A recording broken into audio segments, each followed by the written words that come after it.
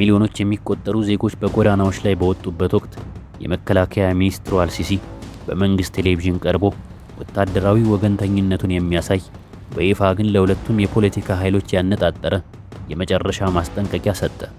የፖለቲካ ቡድኖች የተቃዋሚዎችን ጥያቄ ለመመለስ 48 ሰዓታት አሏቸው። ካልሆነ ግን ሰራዊቱ የራሱን ፍኖተ ካርታ በተግባር ላይ ያውላል። በዚሁ የሽግግር ወቅት ነበር የአልሲሲ ስም ከሽግግሩ ታሪክ እጅግ ጥቁር ጠባሳዎች ከአንዱ ጋር ለመጀመሪያ ጊዜ ተያያዘው። ወታደራዊ ኃይሉ በታህሪር አደባባይ ይፋለሙ የነበሩ ሴት ተቃዋሚዎችን በቁጥጥር ስር አዋለ።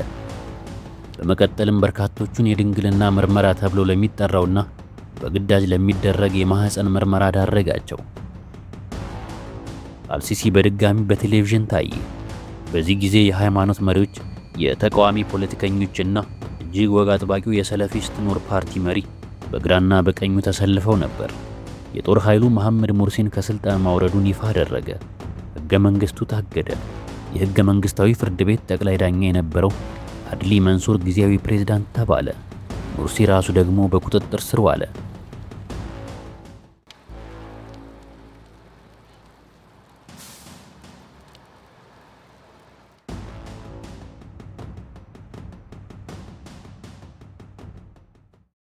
አብዱል ፈታህ ሰኢድ ሁሴን አልሲሲ ህዳር 9 ቀን 1942 ዓ.ም በካይሮዋ የገማሊያ ሰፈር ተወለደ።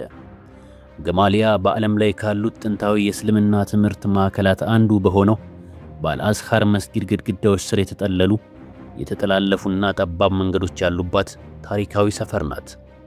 አባቱ ሰኢድ ሁሴን አልሲሲ ጎረቤቶቹ ሐሰን እያሉ የሚጠሩት በካን ኤል ኸሊሊ ታዋቂ ገበያ ውስጥ ከየአቅጣጫው ለሚመጡ ጎብኚዎች ጥንታዊና ባህላዊ የእንጨትና የጌጣጌጥ ዕቃዎችን የሚሸጥባት ትንሽ ሱቅ ነበረችው። እናቱ ሱአድ መሐመድ ደግሞ ቤቱን ታስተዳድር ነበር። በየትኛውም መመዘኛ እምነትና ባህል ያለበት ብዛም የማይታወቅና መስጊድ፣ ቤተክርስቲያን እንዲሁም ምኩራብ፣ የአይሁድ ማምለኪያ በጥቂት ደቂቃዎች የእግር መንገድ ርቀት ላይ በሚገኙበት ሰፈር ውስጥ የተደራጀ መካከለኛ ገቢ ያለው ቤተሰብ ነበር። አልሲሲ በኋላ ላይ በሰጠው የቴሌቪዥን ቃለ መጠይቅ ያደገበትን አካባቢ እንዲህ ሲል ያስታውሰዋል። እኔ ተወልጄ ያደግኩት እጅግ አስደናቂ ባህላዊ ብዝሃነት ባለው አካባቢ ነው። በአይሁዶች ሰፈር ውስጥ ምኩራቡን አየው ነበር። የቤተ ክርስቲያን ደወሎቹን ሰማ ነበር።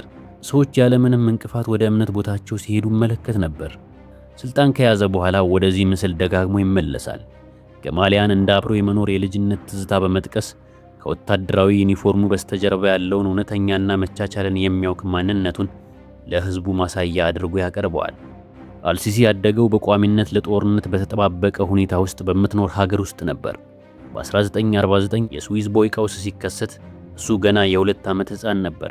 በ1959 የ6 ቀኑ ጦርነት ግብፅ አስከፊ ሽንፈት ስታስተናግድ ደግሞ የ12 ዓመት ታዳጊ ነበር። ይህ በሀገር ደረጃ የደረሰ ትልቅ የሥነ ልቦና ጠባሳ የአንድን ሙሉ ትውልድ ከጦር ሰራዊቱ ጋር ያለውን ግንኙነት መልሶ ቀርጾታል። በጥቅምት 1966 ግብፅ የስዊዝ ቦይን ተሻግራ ስትዋጋ ደግሞ ዕድሜው 19 ዓመት ነበር። ይህም በካይሮ ዘንድ እንደ ሽንፈት ሳይሆን የሀገሪቱ ክብር ዳግም የተመለሰበት ጦርነት ተደርጎ ይታሰባል። ይህ ዕድሜ ደግሞ ለአንድ ግብፃዊ ወጣት ወደ ውትድርና የሚገባበትና የራሱን የወደፊት ሕይወት የሚወስንበት ወሳኝ ወቅት ነበር። በእነዚህ ጦርነቶች ውስጥ ግን እሱ በጦር ሜዳ ግንባር ላይ ተሳትፎ አያውቅም።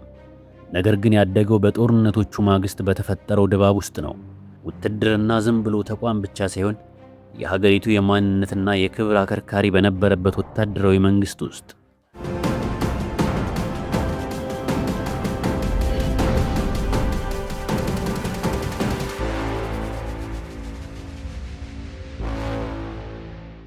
መደበኛ ትምህርቱን በካይሮ በሚገኙት በኤል በክሪ አንደኛ ደረጃና በኤል ስለህዳር ሁለተኛ ደረጃ ትምህርት ቤቶች ተከታትሏል።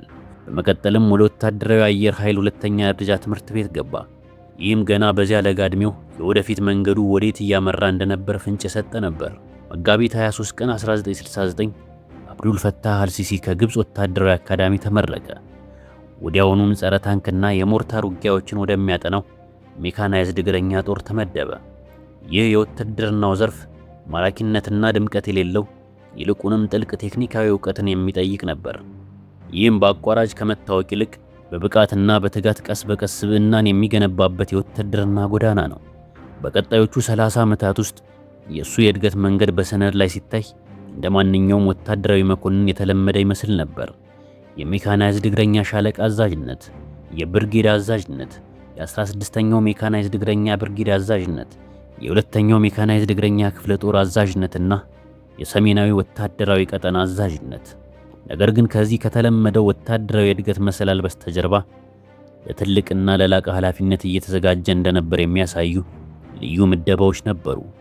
በ1979 በግብፅ ከፍተኛ ወታደራዊ ኮሌጅ በወታደራዊ ሳይንስ የማስተርስ ዲግሪውን አገኘ። በ1984 ደግሞ በዩናይትድ ኪንግደም በሚገኘው የጦር ኃይሎች ጥምር ኮሌጅ ተማረ። ይህ የትምህርት ዕድል የሚሰጠው የካይሮ ወታደራዊ አመራሮች ትልቅ ተስፋ ለሚጥሉባቸው መኮንኖች ብቻ ነበር። በመቀጠልም በሳውዲ አረቢያ የግብፅ ወታደራዊ አታሼ ሆኖ አገለገለ። ይህ ሹመት በወታደራዊ ግዴታና በዲፕሎማሲ መስቀለኛ መንገድ ላይ ያስቀመጠው ሲሆን ጊዜ በኋላ ወደ ስልጣን ሲመጣ ትልቁ የውጭ ሀገር ደጋፊው ከምትሆነው መንግስት ጋር የጠበቀ ትስስር እንዲፈጠር ረድቶታል። በ1998 ደግሞ አትላንቲክን ተሻግሮ በካርሊስ ፔኒስሌቬኒያ ወደሚገኘው የአሜሪካ ጦርነት ኮሌጅ አመራ። እዚያም በታሪክ የማይረሳውንና በወቅቱ በመካከለኛው ምስራቅ ስላለው ዲፕሎማሲ የሚተነትን የምርምር ጽሑፍ አዘጋጀ። ከዓመታት በኋላ ጋዜጠኞች እሱ የጻፈውን ነፃነቶች መልሶ ስላፈረሰው መንግስቱ ማንነት ፍንጭ ፍለጋ ይህንኑ የምርምር ሰነድ ደጋግመው እንዲፈትሹ ያደረገ ሰነድ ነበር።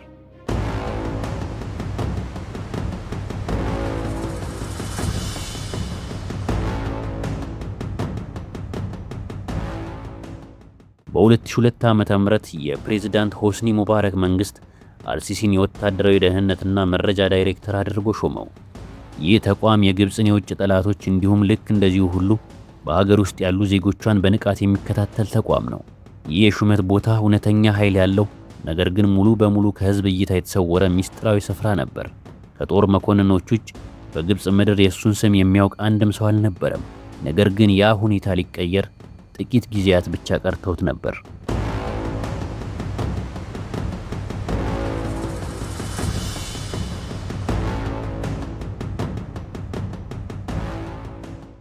በጥር 2003 ዓመተ ምህረት ግብፅ በህዝባዊ ቁጣ ተናወጠች።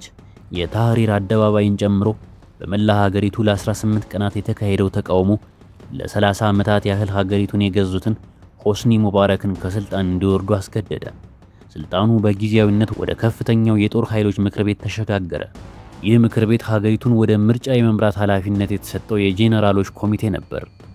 አልሲሲ በወቅቱ በነበረው የወታደራዊ ደህንነት ኃላፊነት የዚህ ምክር ቤት ትንሹ አባል ሆነ።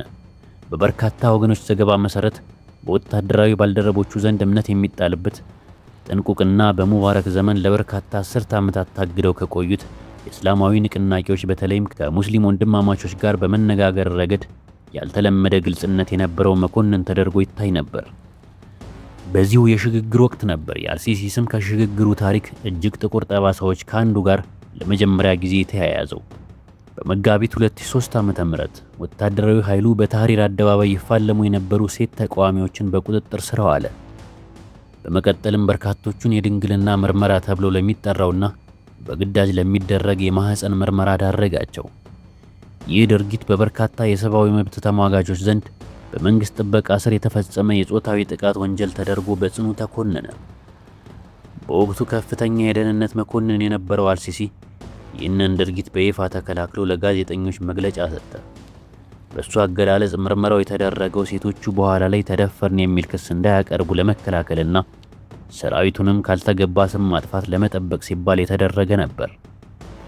ይህ ክስተት ተቺዎቹ በኋላ ላይ አልሲሲ ወደ ከፍተኛው የስልጣን ማማ ከመውጣቱ በፊትም ቢሆን የሰብአዊ መብት አያያዙ ምን ሊመስል እንደሚችል ቀድሞ ማሳያ የነበረ ትልቅ መረጃ ነው በማለት ደጋግመው የሚጠቅሱት ጉዳይ ነው። በጉዳዩ ላይ በይፋ ክስ የተመሰረተበትን ብቸኛ መኮንን ወታደራዊ ፍርድ ቤቱ በኋላ ላይ በነጻ አሰናብቶታል። ሆኖም ይህ ክስተት በቀላሉ የማይረሳ ጠባሳ ጥሎ አልፏል። ይህም የደህንነት መዋቅሩ ስርዓትን ለማስከበር በሚል ስም በሲቪሎች ላይ ማንኛውንም አይነት እርምጃ ለመውሰድ ፈቃደኛ መሆኑን የሚያሳይና የሰብአዊ መብት ድርጅቶች ለቀጣዮቹ 10 ዓመታት በሰነድ ያስደገፉት የመብት ጥሰት መጀመሪያ ነበር።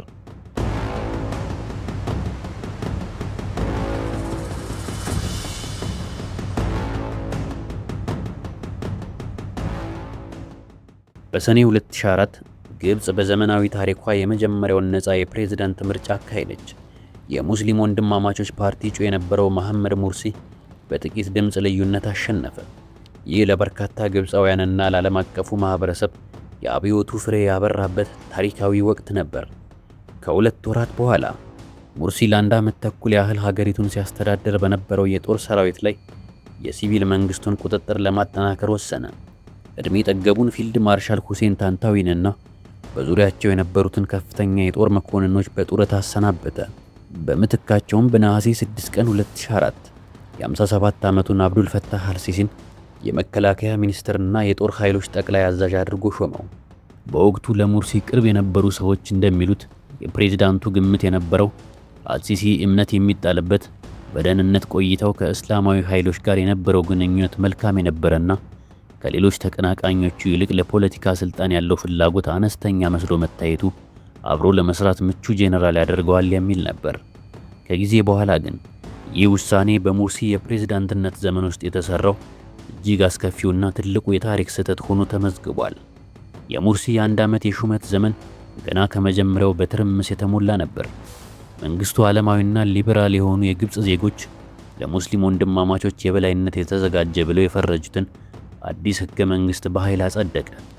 በ2003ቱ ህዝባዊ አመፅ ክፉኛ ተመትቶ የነበረው የሀገሪቱ ኢኮኖሚ ከቀን ወደ ቀን እያሽቆለቆለ ሄደ። የነዳጅ እጥረት፣ የኃይል መቆራረጥና የቱሪዝም ዘርፉ መውደቅ ሀገሪቱን አናጋት። በህዳር 2005 ሙርሲ ያወጣቸው ውሳኔዎች በፍርድ ቤት እንዳይሻሩ የሚከለክል አዋጅ አወጣ። ይህ እርምጃ ተቃዋሚዎቹ በይፋ ባይነገርም አምባገነን ለመሆን የተደረገ ሙከራ ነው በማለት እንዲፈርጁት አደረገ። በ2005 ጸደይ ወቅት ታምሩድ ወይም አመጽ የተባለ ህዝባዊ የፊርማ ማሰባሰብ ዘመቻ ሙርሲ ከስልጣን እንዲወርድ የሚጠይቁ በሚሊዮን የሚቆጠሩ ፊርማዎች ማሰባሰቡን ይፋ አደረገ። በሰኔ 23 ቀን 2005 ዓ.ም በፕሬዝዳንትነት በተሾመበት አንደኛ ዓመት መታሰቢያ ላይ ተቃዋሚዎች የካይሮንና የሌሎች ከተሞችን ጎዳናዎች በከፍተኛ ቁጥር አጥለቀለቋቸው። ይህ የሰዎች ብዛት ከሁለት ዓመታት በፊት ሙባረክን ከስልጣን ካወረደው ህዝብ ጋር የሚስተካከል አልፎ ተርፎም የሚበልጥ ነበር።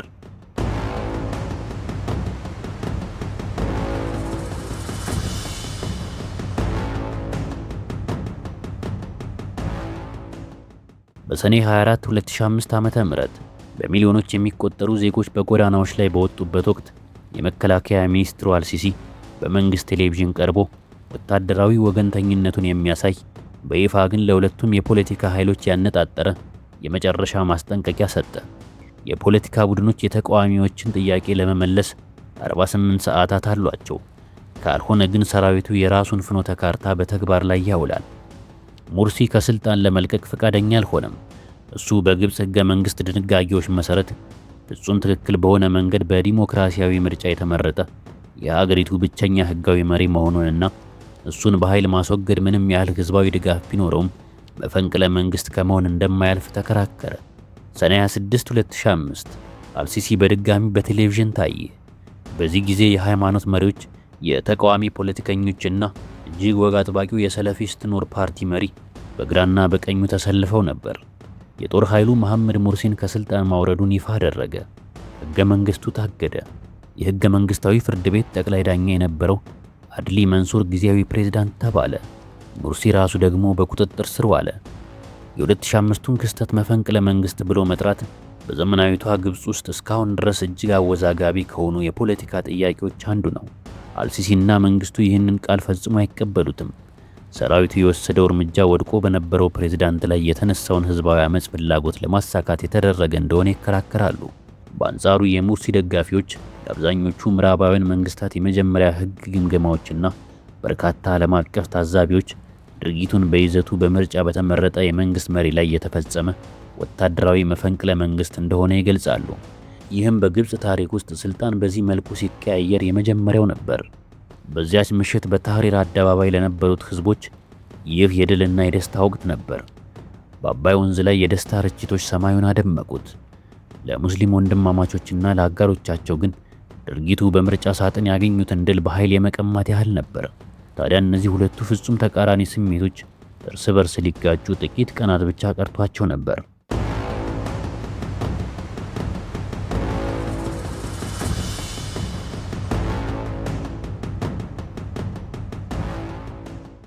የሙርሲ ደጋፊዎች በቀላሉ አልተበተኑም። በሐምሌና በነሐሴ 2005 በሺዎች የሚቆጠሩ የሙስሊም ወንድማማቾች ደጋፊዎች በካይሮ ውስጥ ሁለት ቦታዎችን ተቆጣጠሩ። አንደኛው በአንጻራዊ ሁኔታ አነስተኛው አልናህዳ አደባባይ ሲሆን፣ ሁለተኛውና እጅግ ሰፊው ደግሞ በስሙ ከተሰየመው መስጊድ አቅራቢያ የሚገኘው የረበአ አላዳዊ አደባባይ የተቃውሞ ሰፈር ነበር። ቤተሰቦች እዚያ ለሳምንታት ኖረዋል። ጊዜያዊ ኩሽናዎች፣ የመጀመሪያ እርዳታ መስጫ ድንኳኖችና ለ24 ሰዓታት ሃይማኖታዊ ስብከቶችንና ንግግሮችን የሚያስተላልፉ ድምፅ ማጉያዎች በየቦታው ተተክለው ነበር። በነሐሴ 8 ቀን 2005 አልሲሲ በመከላከያ ሚኒስትርነቱ በሰጠው ትዕዛዝ መሰረት የግብፅ የደህንነት ኃይሎች ሁለቱንም ሰፈሮች ለማጽዳት እርምጃ መውሰድ ጀመሩ።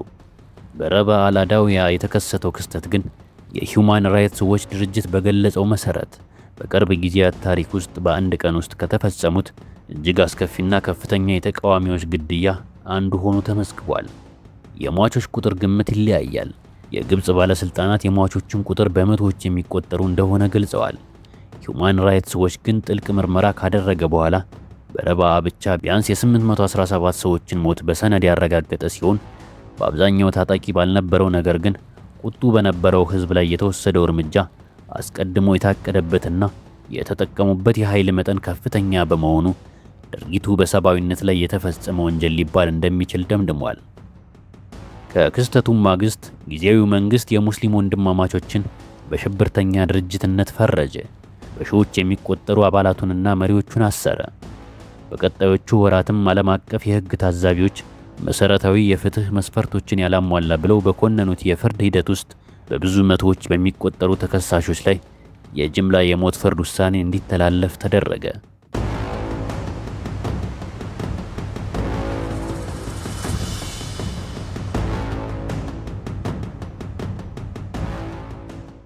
በጥር 2006 አልሲሲ የግብፅ ከፍተኛ ወታደራዊ ክብር ወደ ሆነው የፊልድ ማርሻልነት አደገ። ከሁለት ወራት በኋላ በመጋቢት 17 2006 ከወታደራዊ አገልግሎቱ በይፋ ጡረታ መውጣቱንና በካይሮ ውስጥ ሁሉም ሰው አስቀድሞ የጠበቀውን ጉዳይ ይፋ አደረገ፣ ለፕሬዝዳንትነት እንደሚወዳደር። የምርጫ ውድድሩ ግን እውነተኛ ፉክክር የሚታይበት አልነበረም። ብቸኛው ተቀናቃኙ የነበረው ግራ ዘመሙ ፖለቲከኛ ሐምዲን ሳባሂ በመንግስት መገናኛ ብዙሃን ዘንድ ምንም አይነት የመደመጥ ዕድል አልተሰጠውም። ሳባሂም የአልሲሲ ጊዜያዊ መንግስት በወሰደው የጭቆና እርምጃ ወቅት የሰብአዊ መብት ጥሰቶችን መፈጸሙን በይፋ ይከስ ነበር። ከግንቦት 18 እስከ ግንቦት 20 ቀን 2006 በተካሄደው ምርጫ የተሰጠው ድምጽ ሲቆጠር አልሲሲ ከ96 እስከ 97 በመቶ የሚሆነውን ድምጽ በማግኘት ማሸነፉን አስታወቀ። አብዱል ፈታህ አልሲሲ የግብፅ አረብ ሪፐብሊክ ስድስተኛው ፕሬዝዳንት ሆኖ ቃለ መሐላ ፈጸመ።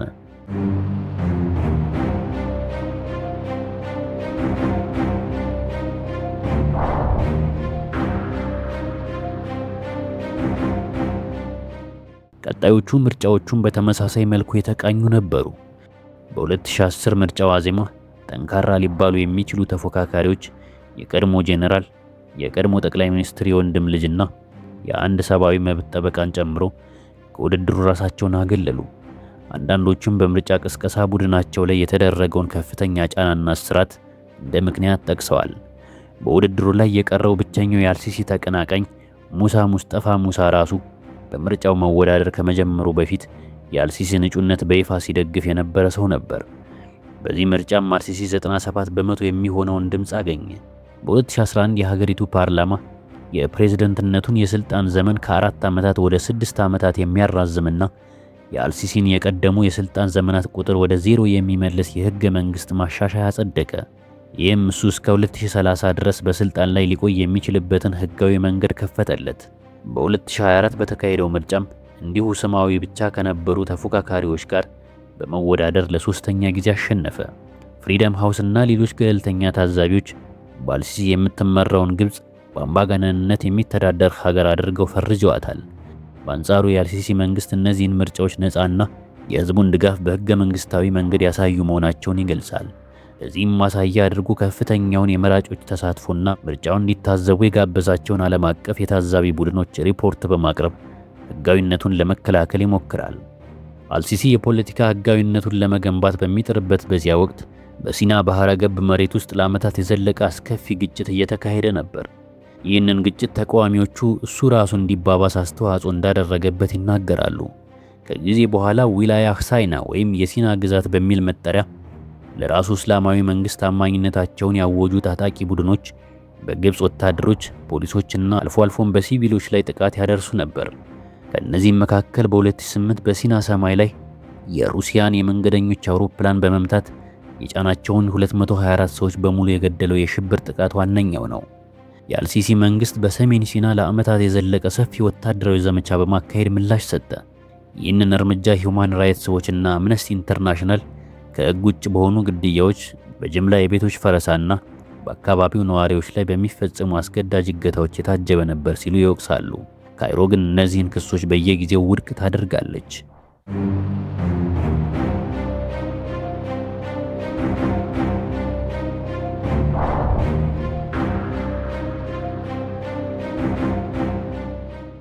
አልሲሲ ራሱም የግድያ ኢላማ ሆነ።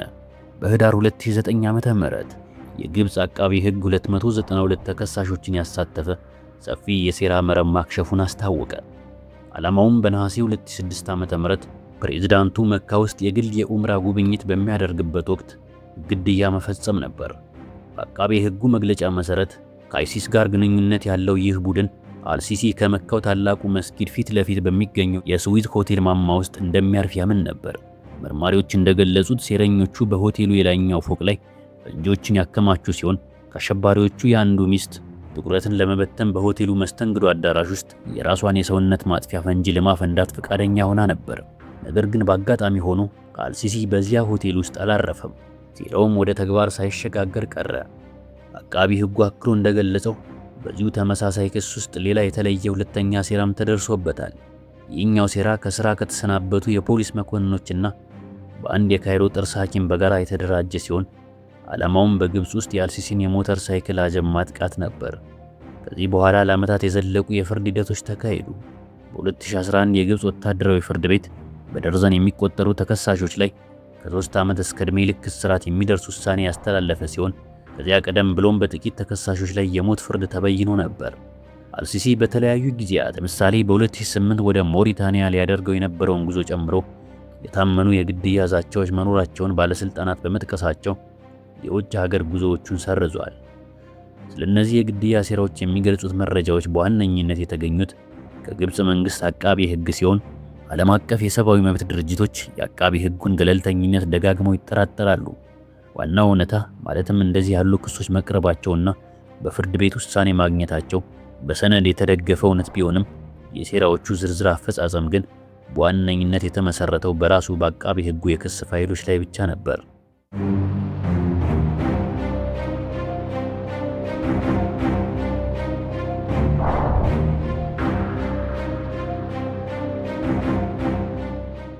የአልሲሲ ፕሬዝዳንትነት ግዙፍና ሜጋ ፕሮጀክቶችን የመገንባት ከፍተኛ ጉጉት የታየበት ወቅት ነው። ስልጣን በያዘ በአንድ ዓመት ጊዜ ውስጥ መንግስቱ የስዊዝ ቦይን የማስፋፋት ሥራ አጠናቀቀ።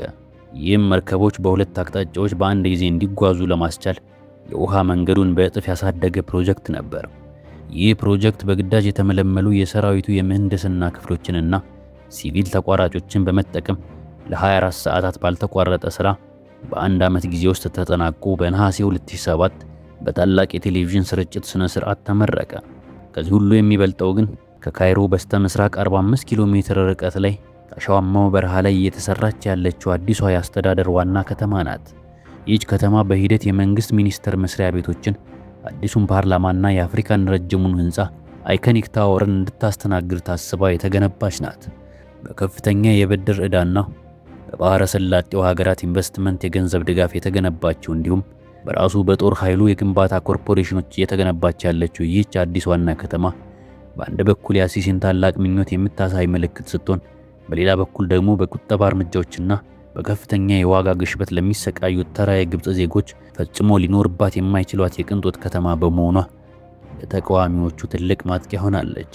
በኢኮኖሚው ረገድ የአልሲሲ ግብፅ በውጭ ምንዛሬ ቀውስ፣ በዓለም አቀፉ የገንዘብ ድርጅት IMF ጥብቅ የቁጠባ መመሪያዎችና በተደጋጋሚ የግብፅ ፓውንድ ዋጋ መውረድ መካከል ስትናወጥ ቆይታለች።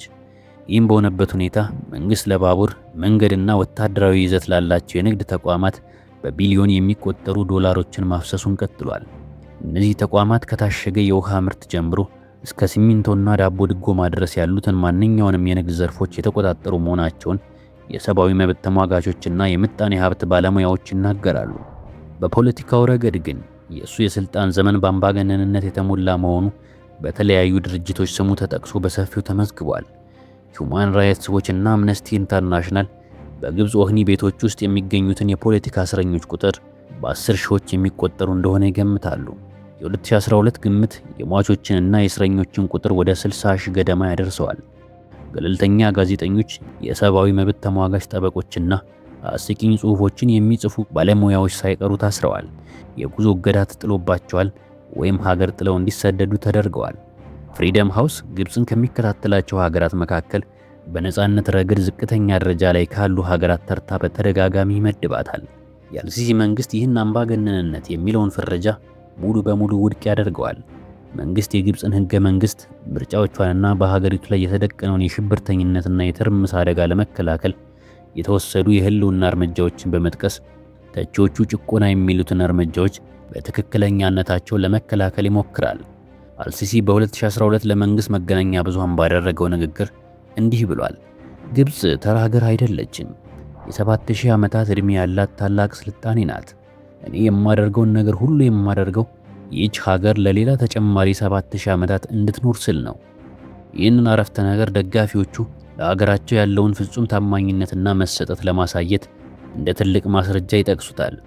ተቃዋሚዎቹ ግን እሱ ራሱ ከሚመራው መንግስት መለየት እንደማይችል አድርጎ ማሰብ እንደጀመረ የሚያሳይ ትልቅ ማሳያ አድርገው ያቀርቡታል።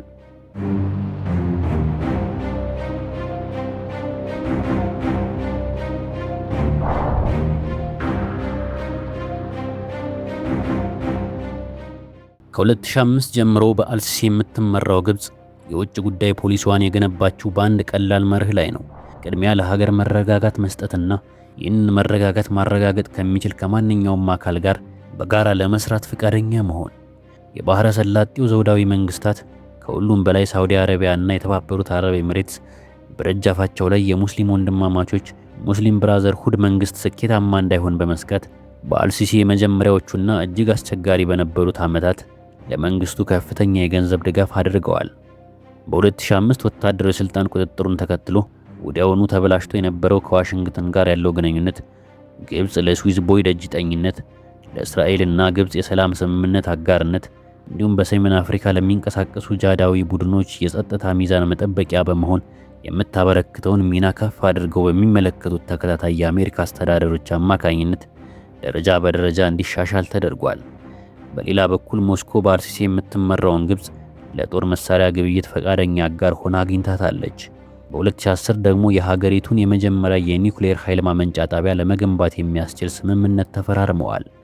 በእስራኤልና ፍልስጤም ግጭት ዙሪያ አልሲሲ ጥንቃቄ የተሞላበትን መስመር ተከትሏል። ግብፅ ከእስራኤል ጋር ያላትን ለብዙ አስርተ ዓመታት የዘለቀውን የሰላም ስምምነትና የጸጥታ ትብብር፣ በሲና በረሃ ያሉ ታጣቂዎችን በጋራ መዋጋትን ጨምሮ ካይሮን በጋዛ በተደጋጋሚ በሚቀሰቀሱት ግጭቶች ወቅት እንደ ዋነኛ አስታራቂ አድርጎ ማቅረብ ችሏል። በተቀሰቀሰው ጦርነት ወቅት አልሲሲ በራሱ አገላለጽ የእስራኤል ወታደራዊ ዘመቻ ራስን የመከላከል መብት አልፎ የጋዛን ሕዝብ በጅምላ መቅጣት እርምጃ ሆኗል ሲል በአደባባይ አስጠንቅቋል። ግብፅም በኋላ ላይ በ2017 በትራምፕ አስተዳደር የቀረበውን የጋዛ ፍልስጤማውያንን በቋሚነት በግብፅ የሲና ግዛት ውስጥ ለማስፈር የሚሹ ማናቸውንም እቅዶች አጥብቃ ተቃውማለች። የአልሲሲ መንግስትም ይህንን እቅድ በብሔራዊ ደህንነት ላይ የተደቀነ ቀጥተኛ ስጋት ሲል ፈርጆታል።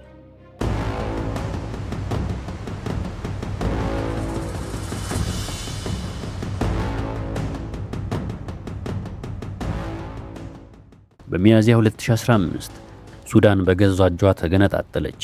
በጄኔራል አብዱል ፈታህ አልቡርሃን በሚመራው የሱዳን መደበኛ ጦር ኤስኤኤፍ እና ሄሜቲ ተብሎ በሚጠራው በመሐመድ ሐምዳን ዳጋሎ በሚመራው ፈጥኖ ደራሽ ኃይል አርኤስኤፍ መካከል የተቀሰቀሰው የስልጣን ሽኩቻ ወደ አስከፊ የእርስ በርስ ጦርነት ተቀየረ። ይህ ጦርነት ከዚያ ጊዜ ጀምሮ በ10 ሺዎች የሚቆጠሩ ሰዎችን የገደለ፣ ከ14 ሚሊዮን በላይ ሰዎችን ያፈናቀለና የተወሰኑ የሀገሪቱን ክፍሎች ለረሃብ የዳረገ ነው። ግብፅ በዚህ ጉዳይ ላይ ገለልተኛ ሆና አልቀጠለችም። ካይሮ የሱዳንን መደበኛ ሰራዊት ለዓመታት ስትደግፍ ቆይታለች። ይህም በጋራ ወታደራዊ ልምምዶች፣ በጦር መሳሪያ ሽያጭና በ1968 ዓ.ም በተፈረመው የ10 ዓመታት ዕድሜ ባለው የመከላከያ ስምምነት የታጀበ ነበር። ተኩስ በተጀመረበት ወቅትም የአልሲሲ መንግስት ለቡርሃንና ለመደበኛው ሰራዊት ያለው ታማኝነት የማይናወጥ መሆኑን በይፋ አሳየ። ሰራዊቱንም በግብፅ ደቡባዊ ድንበር ላይ የምትገኘውን ሱዳን እንደ ሀገር ለማስቀጠል የመጨረሻው ዋስትና አድርጎ አቀረበው። ሮይተርስ የካርኔጊ የመካከለኛው ምስራቅ ማዕከልና የሳተላይት ምስል ተንታኞች ያወጧቸውን ዘገባዎች መነሻ በማድረግ ግብፅ ለሱዳን ሰራዊት የጦር መሳሪያ፣ ጥይትና ወታደራዊ አመራር ድጋፍ ስታደርግ የቆየች ሲሆን በሱዳን ውስጥ የጋራ ወታደራዊ ማስተባበሪያ ክፍሎችንም አቋቁማለች።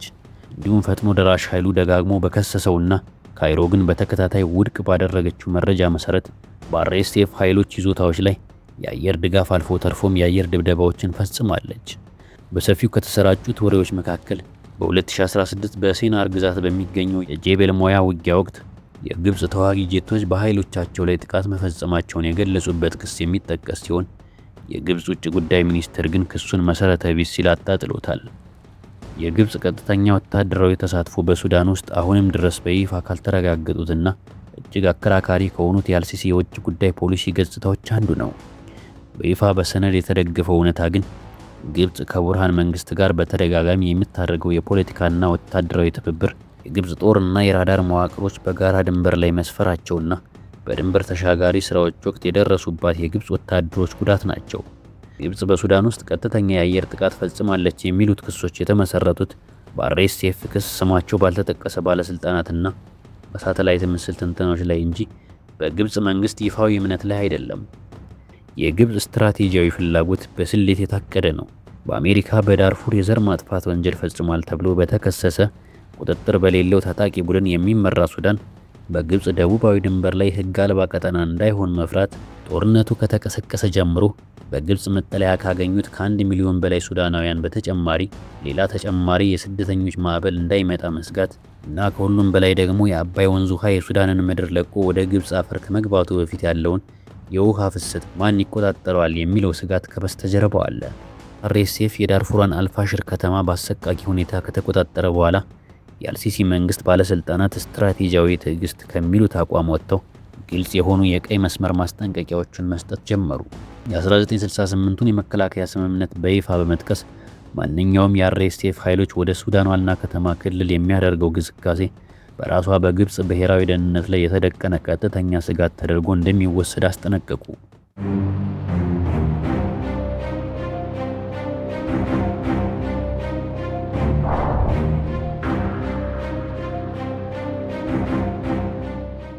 ከ10 ዓመታት በላይ የግብፅን የህዝብ ህይወት ሙሉ በሙሉ ለተቆጣጠረው ሰው የአልሲሲ የግል ህይወት እጅግ ጥብቅ በሆነ ሚስጥር የተጠበቀ ነው።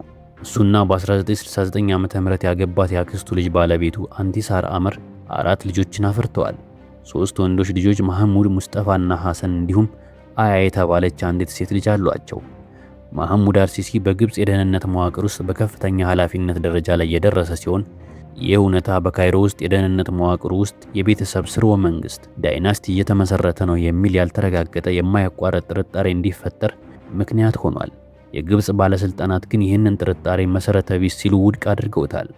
ከውጭ ዲፕሎማቶች ጀምሮ እስከ ግብፅ ባለስልጣናት ድረስ ከእሱ ጋር አብረው የሰሩ ሰዎች ተመሳሳይ የሆኑ መገለጫዎችን ይገልጻሉ። በግል ህይወቱ ጥቂት ቃላትን ብቻ የሚናገር፣ በጥልቀት ሃይማኖተኛ የሆነ፣ እጅግ ጥንቁቅና ስልጣንን ለሌሎች አሳልፎ ለመስጠት በእጅጉ የሚጠነቀቅ ሰው ነው ይሉታል። ፕሬዝዳንቱ እጅግ ጥቃቅን የሆኑ የአስተዳደር ዝርዝሮችን እንኳን በግል እንደሚገመግም የሚነገር ሲሆን አንዳንዶች ይህንን ልምዱን ቀደም ሲል ከነበረው የደህንነት መረጃ ዳራ ጋር የሚያያይዙት ሲሆን ሌሎች ደግሞ በቀላሉ ለበታች ሰራተኞች ካለው ጥንታዊ ያለመተማመን ስሜት የመነጨ ነው ሲሉ ይገልጹታል። በአደባባይ ግን እሱ ተግባቢና አባታዊ ስልጣን ያለው መሪ አስመስሎ የሚያሳየውን ገጽታ ገንብቷል። በረጅም የቴሌቪዥን ቀጥታ ስርጭት ውይይቶች ላይ ዜጎችን በቀጥታ እያነጋገረ ግብፃውያን ጥቂት ልጆችን እንዲወልዱ፣ ዳቦ መቀነስ እንዲለምዱና ለሀገራዊ ልማት ሲሉ ወገባቸውን ጠበቅ እንዲያደርጉ ያሳስባል። ተቺዎች ይህን የአመራር ዘይቤ በበላይነት የመመልከት ስሜት የተሞላበት አምባገነንነት ሲሉ ይገልጹታል። ደጋፊዎቹ ግን የፈረሰችና የተጎዳች ሀገርን ተረክቦ እሷን ለማስተካከል ምን ያህል ጥረት እንደሚጠይቅ ያለምንም ማድበስበስ በግልጽ ለህዝቡ የሚናገር የእውነተኛ ሰው ግልጽ ንግግር ነው ሲሉ ይከላከሉለታል።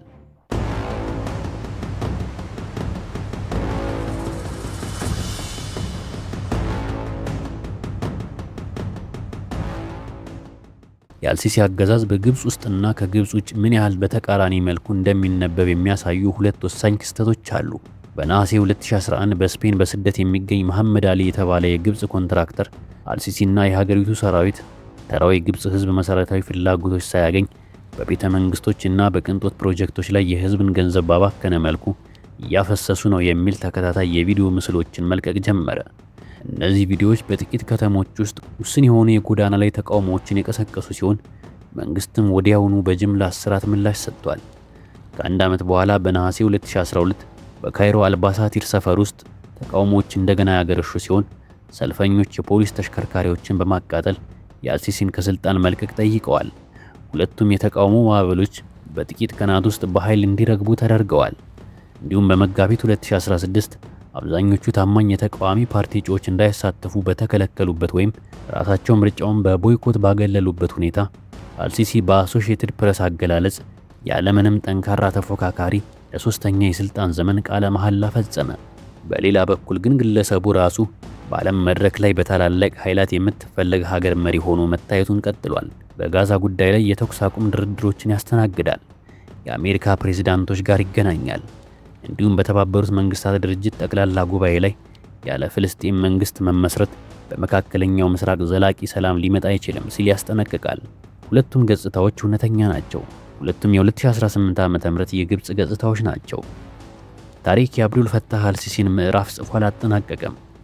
እሱ ይህ ዝግጅት እስከተዘጋጀበት ጊዜ ድረስ በአረቡ ዓለም ብዙ ህዝብ የሚኖርባት ሀገር ፕሬዝዳንት በመሆን በመምራት ላይ ይገኛል። በአንድ ወቅት በምርጫ የተመረጡትን ፕሬዝዳንት ከስልጣን ያወረደውን፣ ከዚያ በኋላ የተነሱትን ጉዳዮች፣ አማጽያንንና ተከታታይ የህዝብ ቁጣዎችን በሙሉ በእያንዳንዱ ጊዜ በተሳካ ሁኔታ መቋቋም የቻለውን ሰራዊት እያዘዘ ይገኛል። እሱ በረሃ ውስጥ ቦዮችንና የመስታወት ከተሞችን ገንብቷል። በተቃራኒው ደግሞ የእሱ መንግስት አድሏዊ ናቸው ሲል በሚያጣጥላቸው የሰብአዊ መብት ድርጅቶች መረጃ መሰረት ወህኒ ቤቶችን በ10 ሺዎች በሚቆጠሩ ጋዜጠኞች፣ የመብት ተሟጋቾችና የፖለቲካ ተቀናቃኞች ሞልቷል። ከጋዛ እስከ ሱዳን ባሉት እጅግ አደገኛ የቀጠናው ግጭቶች ውስጥ ግብፅን እንደ አስፈላጊ አስታራቂ አድርጎ አቅርቧል። ደጋፊዎቹ ሶሪያን፣ ሊቢያንና የመንን እንደዋጠው ጥልቁ ገደል እንዳትገባ ግብፅን የታደገ ሰው ነው ይሉታል። ተቃዋሚዎቹ ግን ለግብፃውያን የተለየ አይነት ገደል የገነባ ሰው ነው ይሉታል። ይበልጥ ጸጥ ያለ፣ በሚገባ የተደራጀ፣ ነገር ግን በተመሳሳይ መልኩ ሙሉ በሙሉ ነፃነትን ያሳጣ ገደል። እርግጠኛ እውነት ግን ይህ ነው። ያ በአንድ ወቅት የሶስት እምነቶች ተከታዮች የሆኑ ጎረቤቶቹ በጠባብ ጎዳናዎች ላይ በጋራ ሲኖሩ ይመለከት የነበረው የገማሊያ ሰፈር ልጅ ዛሬ ምንም በሌለበት በረሃ ጠርዝ ላይ ከተገነባ ቤተ መንግስት ውስጥ ተቀምጦ ግብፃውያንን እየመራ ይገኛል።